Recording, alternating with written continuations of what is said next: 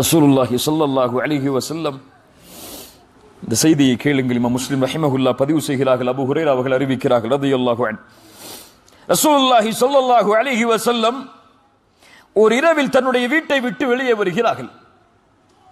வெளியே வந்து பார்த்தால் அபூபக்கர் சித்திக் ரலியல்லாஹு அன்ஹு, உமர் இப்னு கத்தாப் ரலியல்லாஹு அன்ஹு இருவரும் அமர்ந்திருக்கிறார்கள்.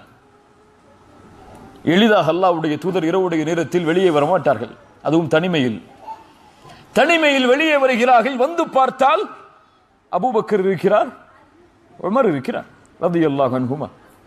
ரசூலுல்லாஹி ஸல்லல்லாஹு அலைஹி வஸல்லம் கேட்டார்கள், மா அக்ரஜகுமா மின் புயூத்திகுமா ஹாதிஹி ஸாஅ, இந்த நேரத்தில் உங்களை வீட்டிலிருந்து வெளியே வரச் செய்தது எது? எதற்காக வெளியே வந்திருக்கிறீர்கள்? அபூபக்கர் சொல்ல போகிறார் ரலியல்லாஹு அன்ஹு. உமர் அவர்கள் சொல்ல போகிறார்கள். என்ன வார்த்தை தெரியுமா? யார் அபூபக்கர்? யார் அபூபக்கர்? நபிமார்களுக்கு பிறகு இந்த ஒட்டுமொத்த உம்மத்திலும் கண்ணியமான ஒருவரை அல்லாஹ் ஆக்கி இருந்தான் என்றால் அபூபக்கர் சித்திக் ரலியல்லாஹு அன்ஹு.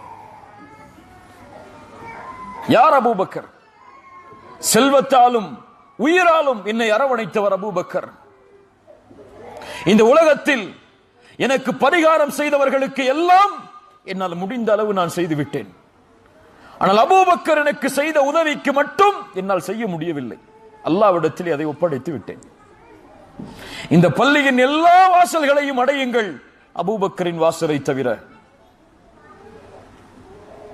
என் தோழரை ஒருபோதும் நீங்கள் கைவிட்டு விடாதீர்கள் என்று சொன்ன அபூபக்கர் ரலியல்லாஹு அன்ஹு, உமர் ரலியல்லாஹு அன்ஹு. அல்லாஹு அக்பர். எப்படி உமரின் சிறப்புகளை இந்த நேரத்தில் சொல்லுவது? அந்த உமர் அபூபக்கர் சித்திக் என்ன சொன்னார்கள் தெரியுமா? அல் ஜூ யா ரசூலல்லாஹ், பசி அல்லாஹ்வுடைய தூதரே. அபூபக்கர் சொல்கிறார் பசி என்று, உமர் சொல்கிறார் பசி என்று.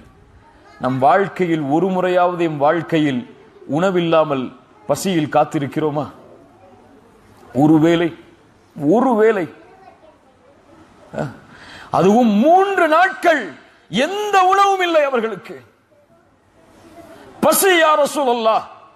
இதுதான் வீடுகளில் எங்களால் தங்க முடியவில்லை, வெளியே வந்திருக்கிறோம்.